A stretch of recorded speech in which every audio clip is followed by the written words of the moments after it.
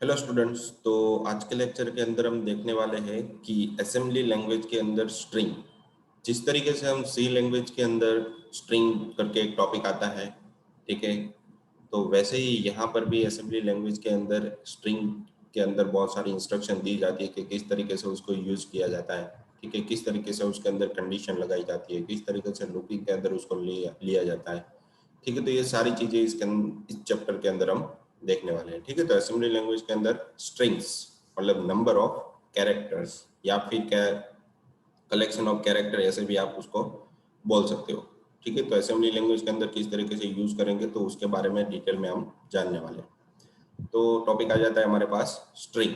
जैसे मैंने अभी बताया कि स्ट्रिंग मतलब क्या होता है कि नंबर ऑफ कैरेक्टर या फिर कलेक्शन ऑफ कैरेक्टर भी आप उसे बोल सकते हो, ठीक है। तो यहाँ पे लिखा हुआ है कि the variable length string can have as many character as required, मतलब उसको जितने कैरेक्टर की रिक्वायर्ड होगी वो उतने कैरेक्टर लेगा तो वो वन टाइप ऑफ एक स्ट्रिंग बन जाती है, ठीक है। Generally we specify the length of string by either of two types, two ways, दो तरीके से हम स्ट्रिंग की लेंथ को स्पेसिफाई कर सकते हैं। पहला टाइप है यहाँ पे एक्सप्लिसिटली स्टोरिंग स्ट्रिंग लेंथ, मतलब हम बाहर की साइड्स मतलब यूजर की साइड से भी हम स्ट्रिंग की लेंथ फिक्स करके देते हैं, या फिर यूजिंग अ सेंटिनल कैरेक्टर, मतलब उसके अंदर जो भी कैरेक्टर है वो वन टाइप ऑफ क्या रहेंगे, एक ASCII कोड के अंदर या BCD कोड के अंदर बाइनरी कोडेड डेसिमल के अंदर कन्वर्टेड रहेगा, मतलब जो सिस्टम है वो क्या समझेगा, ओनली फॉर नंबर ही समझने वाला है। पर यहाँ पे हम जो भी कैरेक्टर उसको दे रहे हैं वो क्या है कि वन टाइप ऑफ एक कैरेक्टर है, वन टाइप ऑफ सिंबल है, ठीक है। तो उस सिंबल को वो पहचान नहीं सकता, तो उसके लिए पहले से ही उसका एक कोड फिक्स होता है जिसे ASCII कोड बोला जाता है, उसकी मदद से ये सारी कैलकुलेशन प्रोसेसर कर सकता है या फिर असेंबली लैंग्वेज उसको समझ सकता है, ठीक है। तो दो अलग अलग वे दिए गए इसके। तो फर्स्ट ऑफ ऑल तो यहाँ पे दिया गया है कि we can store string length explicitly by using the dollar location counter, मतलब जितने भी उसके अंदर कैरेक्टर है उसको आपको गिनना है तो उसके लिए आपने डॉलर लगा दोगे, ठीक है। तो लोकेशन के वाइज तो वो कैरेक्टर को गिन के आपको दे देगा। उसका यहाँ पे नीचे एग्जाम्पल भी आपको सिंबल के फॉर्मेट में दिया हुआ है कि स्टार्टिंग में लिखा है कि मैसेज, उसके बाद DB, ठीक है, और वहां पे सिंगल कोट के अंदर लिखा है हेलो कॉमा वर्ड। लास्ट में कमेंट भी आपको दी गई है कि अवर डियर स्ट्रिंग, मतलब ये हमारी वन टाइप ऑफ एक असेंबली लैंग्वेज के अंदर स्ट्रिंग बनाई गई है जिसके अंदर समथिंग न्यूमेरिक टाइप के कैरेक्टर दिए गए, ठीक है। और उसको जो स्टोर करना है, किस मेमोरी एड्रेस पे स्टोर करना है, उसके लिए भी यहाँ पे आपको एक वन टाइप उसका मेमोरी एड्रेस दिया गया है कि 0xA।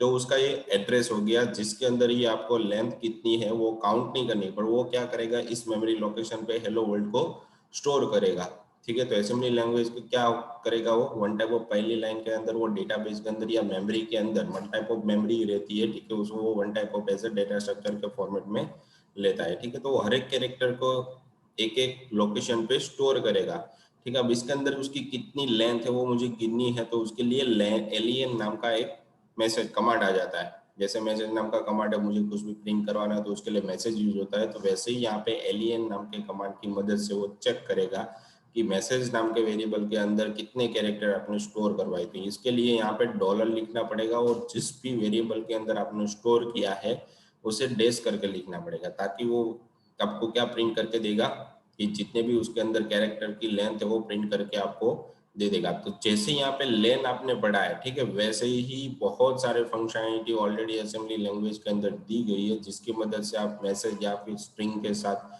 आप कोई भी प्रोसेस कर सकते हो, ठीक है। पर उसके लिए आपको क्या लगाना पड़ेगा, स्टार्टिंग में डॉलर लगाना पड़ेगा, ठीक है। तो यहाँ पे क्या दिया है, dollar point to the byte after last character of the string variable message, मतलब डॉलर कब लिखा जाता है कि वो लास्ट बाइट को कैलकुलेट करेगा, मतलब जो हर एक कैरेक्टर रहता है वो आपके पास वन टाइप ऑफ एक बाइट के फॉर्मेट है। जो यहाँ पे है H लिखा है वो एक बाइट है, E है वो एक बाइट है, क्योंकि एक कैरेक्टर को स्टोर करने के लिए एक बाइट की जरूरत पड़ती है, जैसे आपने सी लैंग्वेज में पढ़ा था वैसे ही यहाँ पर भी सेम एज इट इज होता है, ठीक है।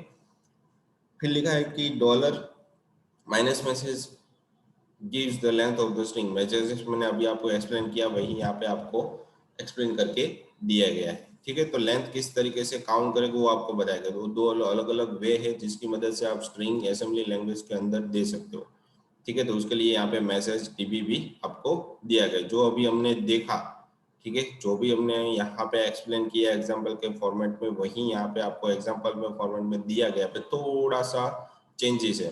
फर्स्ट लाइन तो यहाँ पे देखो सेम टू सेम है, message dB hello world 0xa, तो ये हमारी वन टाइप ऑफ स्ट्रिंग थी। उसकी लेंथ मुझे काउंट करवानी, तो उसके लिए यहाँ पे क्या दिया गया कि एलियन इक्वल टू 13, मतलब डायरेक्टली 13 आपको दिया गया। आप डायरेक्ट भी इस तरीके से भी लिख सकते हो।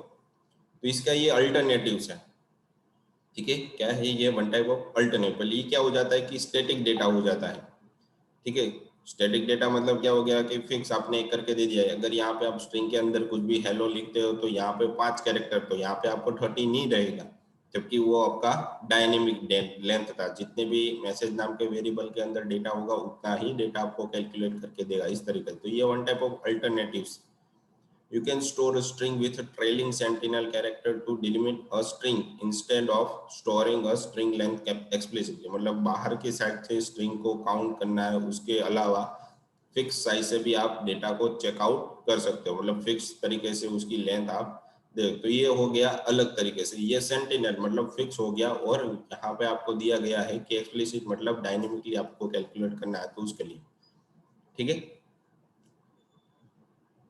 तो यही आपको मैसेज दिया गया, message dB I am living it, और यहाँ पे 0, ठीक है। तो इस तरीके से आपको ये आउटपुट इनपुट आप दे सकते हो। तो ये स्ट्रिंग थी वन टाइप ऑफ। अब स्ट्रिंग की इंस्ट्रक्शन वो किस तरीके से कैलकुलेट होता है, तो उसकी भी वन टाइप ऑफ इंस्ट्रक्शन दी गई है। इस तरीके से आप उसके साथ कोई भी ऑपरेशन कर सकते हो, या फिर उसकी इंस्ट्रक्शन के बेस पे कोई भी डेटा को परफॉर्म करवा सकते हो आप, ठीक है। तो देखते हैं कि स्ट्रिंग इंस्ट्रक्शन के अंदर क्या क्या चीजें आती है।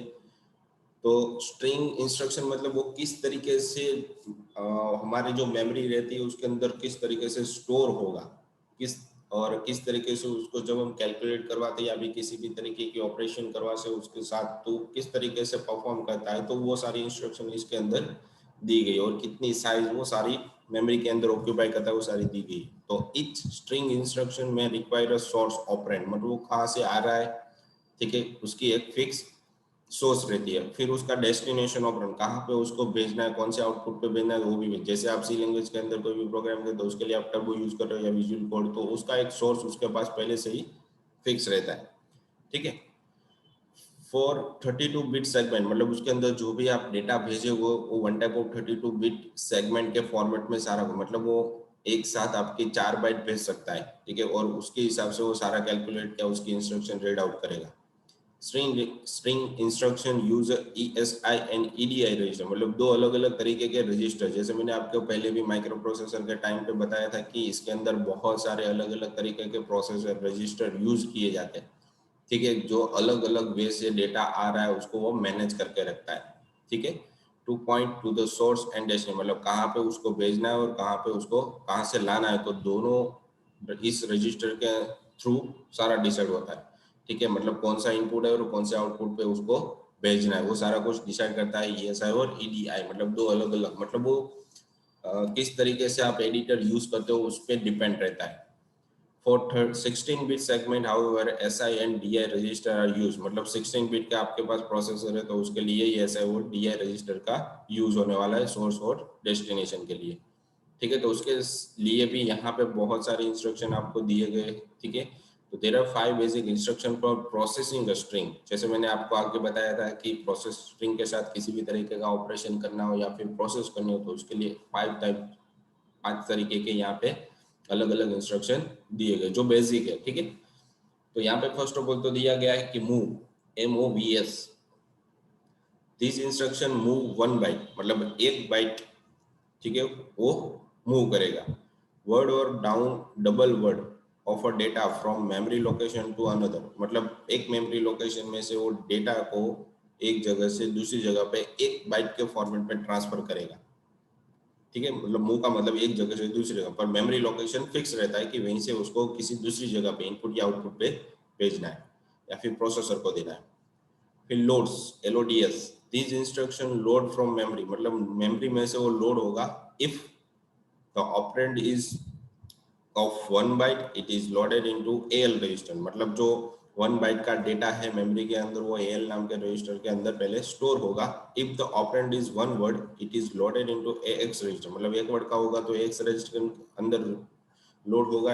अगर बहुत सारे वर्ड उसके अंदर एक साथ आ रहे हैं तो वो क्या करेगा, दूसरे रजिस्टर को यूज करेगा। ठीक है, तो डेटा पे डिपेंड रहता है कि कौन से रजिस्टर में वो एक साथ लोड हो रहा है। ठीक है, and double word is loaded into EAX register, मतलब जैसे कि मैंने अभी आपको बताया कि 1 वर्ड है तो AX नाम के रजिस्टर के अंदर लोड होगा, या फिर डबल वर्ड होगा तो वो EAX रजिस्टर के अंदर लोड होगा।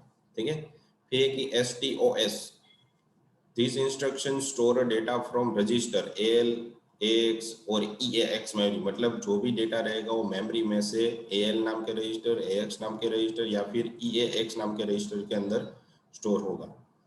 फिर CMPs, these instruction compared to data item in memory, मतलब एक डेटा बार बार आ रहा है कि नहीं आ रहा, वो सारा कुछ उसकी डेटा, उसकी साइज, उसकी मेमोरी, तो उसके डिपेंडेंट चेक करता है कि कौन सा डेटा डुप्लीकेट आ रहा है, नहीं आ रहा, बार बार आ रहा है कि नहीं आ रहा, तो वो सारी चीजें उसकी साइज, वर्ड और डबल वर्ड के बेस पे चेकआउट करता है। फिर SCAS, this instruction compare the content of the, मतलब उसके अंदर जो डेटा पड़ा हुआ है AL, AX या EX रजिस्टर के अंदर, उसको वो कंटेंट वाइज चेक करता है, कि बाइट वाइज चेक करता है कि बार बार ये रिपीट हो रहा है कि नहीं हो रहा। ठीक है, तो वो सारी चीजें यहाँ से वो रीड आउट, तो ये इसकी बेसिक इंस्ट्रक्शन थी। तो इसके डिटेल में हम जाएंगे कि मूव्स इंस्ट्रक्शन या फिर स्ट्रिंग इंस्ट्रक्शन के अंदर भी बहुत सारी फंक्शनलिटी अभी दी गई है। ठीक है, तो उसको भी हम रीड आउट करेंगे यहाँ से। Each of above instruction has a byte, मतलब जो ऊपर की जितनी भी इंस्ट्रक्शन यहाँ पे आपको दी गई है वो हर एक बाइट की थी, मतलब इसके अंदर एक ही बाइट का डेटा एक टाइम पे लोड होगा। ठीक है, उसके बाद यहाँ पे दिया गया है कि word and double word version are and string instruction can be repeated by the prefix, मतलब उसका जो प्रीफिक्स रहता है भाई किस तरीके का डेटा यहाँ पे आना चाहिए और किस तरीके का डेटा नहीं आना चाहिए, तो उसके लिए यहाँ पे क्या बताया गया है कि वन टाइप ऑफ उसके प्रीफिक्स रहते हैं कि भाई डेटा बार बार रिपीट करना है कि नहीं करना, तो उसके लिए भी आपको वहां से डेटा देना पड़ेगा। This instruction use ES, DI, फिर DI, SI, तो ये वन टाइप ऑफ पेयर रहती है, मतलब ES के अंदर इनपुट आएगा और DI के अंदर आउटपुट आएगा। ठीक है, जो भी बीच में प्रोसेस होगी उसका आउटपुट DI के अंदर, वैसे ही यहाँ पे DS और SI है, तो दोनों पेयर के फॉर्मेट में रजिस्टर रहते हैं, जिसकी मदद से जो भी इनपुट हम दे रहे हैं प्रोसेसर को और प्रोसेसर जो भी हमें आउटपुट दे रहा है, ठीक है, वो कौन से इनपुट या कौन से आउटपुट पे भेजना है वो सारा कुछ इस रजिस्टर पे डिपेंडेंट रहता है। where DA and SI register contain a valid offset, मतलब उसके अंदर कभी भी डेटा आएगा तो उसके अंदर पहले से ही ऑफसेट होगा, भाई इसके पास पहले से ही डेटा पड़ा है कि नहीं पड़ा, कोई नंबर पड़ा है कि नहीं पड़ा। ठीक है, उसके पास कोई प्रोसेस होकर डेटा आया है कि नहीं आया, तो सारी कुछ पहले से ही फिक्स रहता है। अगर उसके पास डेटा आया होगा तो क्या करेगा कि उसको वापस डेटा नहीं भेज, मतलब जब तक वो क्लियर नहीं करता, आउटपुट के पास डेटा भेज नहीं देगा, तब तक वो दूसरा डेटा यहाँ पे एक्सेप्ट नहीं करता। फिर है कि SI is normally associated with DS, मतलब डेटा सेगमेंट के साथ, and DI you always associate with ES, मतलब एक्स्ट्रा सेगमेंट के साथ। कभी भी उसको जरूरत पड़ती है एक्स्ट्रा डेटा स्टोर करने के लिए, तो इसके लिए बैकएंड में भी एक ES और यहाँ पे DS नाम के रजिस्टर की जरूरत होती है। ठीक है, तो वही यहाँ पे सोर्स और ऑपरेंड के फॉर्मेट में नीचे की साइड पेयर के फॉर्मेट में आपको बताया गया है रजिस्टर। तो सोर्स ऑपरेंड इज एज्यूम्ड। ठीक है, तो यहाँ पे फिर क्या बताया कि जो भी सोर्स में से डेटा आ रहा है वो पहले से ही एज्यूम करके माना जाता है भाई इतने तरीके का या इस टाइप का डेटा यहाँ से आएगा। ठीक है, फिर उसकी बाइट पे डिपेंडेंट रहता है कि कौन से रजिस्टर पे 16 बिट का एड्रेस है तो इस एड्रेस के अंदर स्टोर होगा, और 32 बिट का एड्रेस होगा तो इस रजिस्टर के अंदर स्टोर होगा। ठीक है, फिर उसके वर्जन कंपेयर करने के लिए भी यहाँ पे आपको बताए गए कि किस किस रजिस्टर के अंदर कौन सी बेसिक इंस्ट्रक्शन के अंदर कौन से रजिस्टर यूज होते हैं, कौन से ऑपरेंड यूज होते हैं, कितनी बाइट की जरूरत होती है। ठीक है, कौन से वर्ड आते हैं उसके अंदर, तो वो सारा चीज यहाँ पे बताया गया है। ठीक है, तो देखो स्टार्टिंग में मैं आपको बता देता हूँ कि मूव्स ये आपकी बेसिक इंस्ट्रक्शन है, वो कौन कौन से ऑपरेंड या रजिस्टर को यूज करता है, ES, DI और DS, EL, एक्स्ट्रा भी यहाँ पे सेगमेंट आ जाते हैं। फिर एक ही बाइट, कौन सी बाइट की जरूरत पड़ती है, मूव SB। ठीक है, ये कमांड आपको लिखना पड़ेगा। ठीक है, बाइट के फॉर्मेट में होगा, तो अगर डबल वर्ड के फॉर्मेट में पूरा एक वर्ड है तो उसके लिए एक पूरा का पूरा वर्ड एक साथ पढ़ लेगा। ठीक है, एक बाइट के फॉर्मेट में तो ये कमांड, पूरे बाइट के फॉर्मेट में अगर वर्ड है पूरा, ठीक है, कैरेक्टर वाइज आपको गिना है तो यहाँ पे SB आ जाएगा, और यहाँ पे वर्ड काउंट करना है तो SW आ जाएगा। ठीक है, और डबल वर्ड है तो उसके लिए SD। इस तरीके से ये सारे इंस्ट्रक्शन और उसके रजिस्टर यहाँ पे यूज होते हैं। आपको शायद दिख भी रहे होंगे, सेम टू सेम ही है, ठीक है, कुछ भी चेंजेस नहीं है। फिर मूव कमांड, तो डिटेल में हम जाएंगे कि मूव कमांड की मदद से एग्जैक्टली हम क्या कर सकते हैं। ठीक है, तो यहाँ पे बताया कि the move instruction is used to copy a data item, मतलब जो भी उसके अंदर डेटा पड़ा हुआ है उसको वो वन टाइप ऑफ एक कॉपी करेगा डेटा को, और वो जो भी आइटम उसके पास रहेगी डेटा आइटम, उसको बाइट, वर्ड या डबल वर्ड, इन तीनों में से कोई भी डेटा, किसी भी तरीके का डेटा होगा उसको तो वो सोर्स के अंदर एज अ बाइट के फॉर्मेट में कन्वर्ट कर देगा। और डेस्टिनेशन पे भेजना है तो बीच में जो भी उसकी प्रोसेस हुई है उसके बाद जो भी उसका आंसर है वो वन टाइप ऑफ उस तरीके के रजिस्टर के अंदर 32 बिट का होगा, तो उस एड्रेस उस रजिस्टर के अंदर 60 बिट का होगा तो उस ESI या SI रजिस्टर के अंदर स्टोर कर देगा। ठीक है, तो वही यहाँ पे नीचे दिखाया गया है कि सोर्स और डेस्टिनेशन एग्जैक्टली कहाँ पे किस तरीके से स्टोर होता है और किस तरीके से यूज किए जाते हैं। ठीक है, तो प्रोग्राम असेंबली लैंग्वेज के अंदर जिस तरीके से मूव की कमांड की मदद से आपको बनाना है वो यहाँ पे नीचे एक्सप्लेन किया है। ठीक है, तो स्टार्टिंग टॉप तो पता ही है, सेक्शन डॉट टेक्स्ट, ठीक है, ग्लोबल मेन, और उसके बाद मेन स्टार्ट करना है।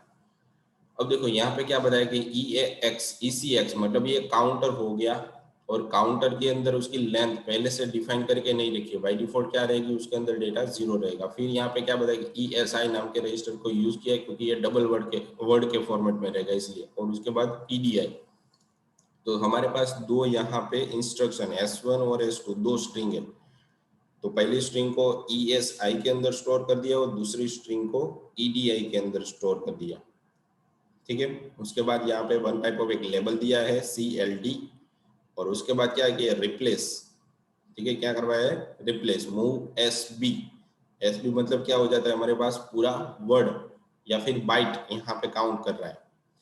फिर क्या किया है कि 20 जो उसकी लेंथ है EDX की, ठीक है, वो ट्रांसफर करवाई। जैसे ही यहाँ पे एक कैरेक्टर काउंट हो जाएगा तो S2 के अंदर जो स्ट्रिंग रहेगी वो EX मतलब एक काउंटर के फॉर्मेट में कन्वर्ट करेगा, मूव करेगा। S2 के अंदर जो डेटा है ECX के अंदर आ गया काउंटर के फॉर्मेट में, उसके बाद EBX EAX, इस तरीके से सारा कुछ इनिशियलाइज होता है। तो यहाँ पे साइड में लिखा भी है, फाइल को डिस्क्रिप्ट करेगा, फाइल के अंदर प्रिंट करेगा, उसके बाद सिस्टम कॉल नंबर। ठीक है, तो इस तरीके से सारा डेटा कैलकुलेट किया जाएगा और लास्ट में आपको आउटपुट दे देगा जिस तरीके की भी आपके पास स्ट्रिंग की लेंथ होगी उतनी। ठीक है, तो मूव की मदद से आप डेटा को ट्रांसफर करके वो काउंट करते जाता है भाई कितना बाइट इसके अंदर या इसके वर्ड काउंट हुआ है, कितना कन्वर्ट हुआ है। ठीक है, तो वैसे ही यहाँ पे लोड्स के बारे में भी बताया गया कि इन क्रिप्टोग्राफी तो लोड्स का यूज कहाँ पे होता है कि किसी भी तरीके के डेटा को आप पास करवाते हो तो उस टाइम पे यहाँ पे क्या करना पड़ता है कि बहुत सारा डेटा हैक ना हो जाए, उसके लिए उसको इनक्रिप्टेड फॉर्मेट में ट्रांसफर किया जाता है। जो काम किसका रहता है, लोड्स का। ठीक है, तो यहाँ पे दिया गया कि in cryptography Caesar cipher is one of the simplest known encryption technique, मतलब ये time one type of encryption technique, मतलब बीच में कभी भी आप डेटा पास आउट करोगे तो क्या करेगा, आपको कन्वर्ट करके दे देगा सारा डेटा। वो जब भी आपका आउटपुट आएगा तो वो आपको एकदम परफेक्ट फॉर्मेट में मिलेगा, जिस तरीके का इनपुट दिया उसी तरीके से आपको आउटपुट मिलेगा। ठीक है, in this method each letter in the data to be encrypted, जैसे मैंने अभी आपको बताया कि हर एक कैरेक्टर उसका एक इनक्रिप्टेड फॉर्म है। अगर वो A होगा तो बीच में एक ऐसा कुछ इनक्रिप्टेड लगा होगा जिसकी मदद से वो आपको पढ़ने में H आ रहा होगा, B लिखा है तो I आ जाएगा। ठीक है, तो इस तरीके से बीच में एक स्पेसिफिक नंबर की मदद से उसको इनक्रिप्टेड फॉर्मेट में कन्वर्ट किया गया। बाकी जब भी आउटपुट आएगा तो जो भी उसका आउटपुट रहेगा बाकी, ठीक है, तो वापस उसको डिक्रिप्टेड किया जाएगा। इस तरीके से आपको सही तरीके से आउटपुट मिलेगा और बीच में डेटा हैक भी नहीं होता। In this example, let us encrypt a data by simply replacing each alphabet in it with the shift of 2 alphabet। ठीक है, तो यहाँ पे क्या किया उसने, दो अल्फाबेट जो भी आपका वन टाइप ऑफ एक कैरेक्टर है उसको दो अल्फाबेट आगे बढ़ाया गया, मतलब A है तो आपको D मिलेगा, B है तो आपको E मिलेगा, मतलब दो अल्फाबेट आपके आगे चलेंगे। ठीक है, तो ये कहाँ पे यूज होता है, पासवर्ड जब आप कभी भी लगाते हो सिस्टम के अंदर तब ये लोड्स नाम की फंक्शनैलिटी या फिर इंस्ट्रक्शन चलती है। ठीक है, तो उसके बारे में यहाँ पे आपको साइड में पूरा प्रोग्राम बताया कि इस तरीके से पासवर्ड को आप कन्वर्ट कर सकते हो इनक्रिप्टेड फॉर्मेट के अंदर। ठीक है, ताकि कोई भी व्यक्ति उसको देख ना सके या फिर चेंज ना कर सके। ठीक है। तो वही चीज आपको पूरी की पूरी प्रोग्राम के अंदर यहाँ पे दी गई है। जैसे प्रोग्राम स्टार्ट होगा तो यहाँ पे उसकी लेंथ, स्ट्रिंग 1, स्ट्रिंग 2, फिर लूप। जब तक एक एक कैरेक्टर यहाँ पे चेंज नहीं होता था तब तक ये लूप आपकी घूमती। तो लूप हियर क्या है, वो आपकी वन टाइप ऑफ यहाँ पे लेबल बताया गया है, ठीक है, जो बार बार यहाँ से घूमता रहेगा। देखो लूप यहाँ पे लिखा है तो लूप ईयर के बाद यहाँ पे चला जाएगा वापस यहाँ पे, जब तक डेटा सारा कुछ सारा जितने भी कैरेक्टर है उसके अंदर 2-2 बाइट शिफ्ट नहीं हो जाते। देखो यहाँ पे ऐड किया है, ठीक है। तो एल रजिस्टर के अंदर जो भी आपने इंस्ट्रक्शन दी होगी, मतलब जो भी डेटा दिया है उसको 2 बाइट आगे बढ़ा देगा और स्टोर्स एसबी के अंदर स्टोर कर देगा, जो आगे हम देखने वाले हैं, ठीक है। फिर बाकी की प्रोसेस सेम टू सेम है, उसके अंदर कितने कैरेक्टर वो काउंट करके आपको यहाँ से वो दे देगा, ठीक है। तो आपने सब तक यहाँ पे पासवर्ड दिया हुआ है तो उसकी लेंथ कितनी वो आपको नीचे की साइड दे रहा है, ठीक है। और लूप के अंदर भी हर एक इनक्रिप्टेड फॉर्मेट, तो इस तरीके से आप डेटा को इनक्रिप्टेड फॉर्मेट में भी रख सकते हो, ठीक है, लूप की मदद से। फिर है कि CMPS। CMPS मतलब आपको कंपेयर करवाना है दो अलग अलग स्ट्रिंग को, ठीक है। तो उसके लिए 2 अलग अलग टाइप के रजिस्टर की आपकी जरूरत पड़ेगी, क्योंकि दोनों को स्टोर करके रखना पड़ेगा एक साथ, ठीक है। तो हमें यूज नहीं करना, बाकी सिस्टम के अंदर बाय डिफॉल्ट वैसी फंक्शनलिटी दी गई है जिसकी मदद से सारी जितने भी डेटा आपको मिल रहे वो आपको सही से स्टोर हो जाएगी, ठीक है। तो हमें क्या जरूरत होती है उसके अंदर वो यहाँ पे बताया गया है, ठीक है। तो यहाँ पे साइड में आपको प्रोग्राम भी बताया गया है कि आपको कंडीशन चेक करना है, तो उसके लिए हमने जंप नाम के इंस्ट्रक्शन के भी यूज किया था, ठीक है, जो कल ही शायद हमने पढ़ा था, ठीक है। तो उसकी प्रोग्राम भी यहाँ पे बताई गई है आपको। तो वो भी चीज यहाँ पर है कि पहले तो यहाँ पे S1 नाम के डेटा को ट्रांसफर किया, फिर S2 स्ट्रिंग को ट्रांसफर किया, फिर लेंथ 2, ठीक है, जो भी दूसरी स्ट्रिंग थी उसको यहाँ पे काउंट करवा लिया। फिर यहाँ पे रिपीटेशन दिया है कि कंपेयर SB, मतलब जितने भी वर्ड है वो रिपीट तो नहीं हो रहे। फिर JECX मतलब ये इक्वल टू, ये आपका लेबल है, जंप व्हेन ECX 0, मतलब जब तक ये 0 नहीं होगा GCX तब तक ये घूमता रहेगा। तो यहाँ पे उसकी फॉलो भी दिखाई देगा, if not equal then following code. अगर इक्वल टू नहीं है दोनों स्ट्रिंग तो ये कोड चलेगा, अगर दोनों इक्वल टू है तो ये कोड चलने वाला है। तो यहाँ पे बीच में देखो इक्वल, ये आपको वन टाइप ऑफ क्या दिया गया है कि लेबल दिया गया है, वैसे ही यहाँ पर मेन नाम का लेबल दिया गया है, ठीक है। तो इस तरीके से लेबल के फॉर्मेट में सारा कुछ वर्कआउट यहाँ पे जैसे ही आपकी प्रोग्राम खत्म होती है तो लास्ट में यहाँ पे एग्जिट है, तो इफ एल्स इस तरीके से यहाँ पे यूज होती है, ठीक है। और कंपेयर आप इस तरीके से 2 अलग अलग स्ट्रिंग को करवा सकते हो। तो यहाँ पे दोनों को यहाँ पे लैन एनईक्यू और यहाँ पे मैसेज एनईक्यू इस तरीके से कंपेयर करवाया गया पे कितने कैरेक्टर उसके अंदर है या किस तरीके से स्टोर कर सकते हो और किस तरीके से नहीं कर सकते। कंपेयर नाम की प्रोग्राम के लिए, मतलब 2 स्ट्रिंग को चेक करवाना, तो उसके लिए ये प्रोग्राम आपको यहाँ से अच्छी तरीके से दिया गया है। देखो असेंबली लैंग्वेज के प्रोग्राम बहुत ही टफ होते हैं, आपको एक एक लाइन या एक एक वर्ड आपको उसको समझना पड़ेगा, तभी आपको ये असेंबली लैंग्वेज समझ में आएगी, ठीक है। अगर आपको डिटेल में जाना है तो इसकी बहुत सारी फंक्शनलिटी अलग से नेट पे मिल जाएगी, उस पर आप डिपेंड कर सकते हो, फाइंड आउट कर सकते हो ये वर्ड क्या करता है, ये वर्ड क्या करता है, तो इस तरीके से सारा कुछ फाइंड आउट कर सकते हो, ठीक है। बाकी बेसिक चीज तो मैंने आपको यहाँ से बता दी है, ठीक है। अब जैसे ही हमारा लेक्चर खत्म हो रहा है तो लेक्चर के रिगार्डिंग यहाँ पे आपको क्वेश्चन दिए गए हैं जो आपको सबमिट करवाने रहेंगे आपके RNW IT एप्लीकेशन के अंदर, ठीक है। तो आज हमने देखा कि स्ट्रिंग असेंबली लैंग्वेज के अंदर किस तरीके से यूज होता है और क्या क्या ज़रूरत रहती है उसके लिए, ठीक है। तो वो सारी चीज़ें हमने आज के लेक्चर के अंदर देख ली है, ठीक है। इसके बाद भी बहुत सारी फंक्शनलिटी जैसे एरे है, ठीक है, सब रूटीन, तो उसके बारे में आगे हम देखने वाले हैं, ठीक है। तो आज के लिए इतना ही था, थैंक यू।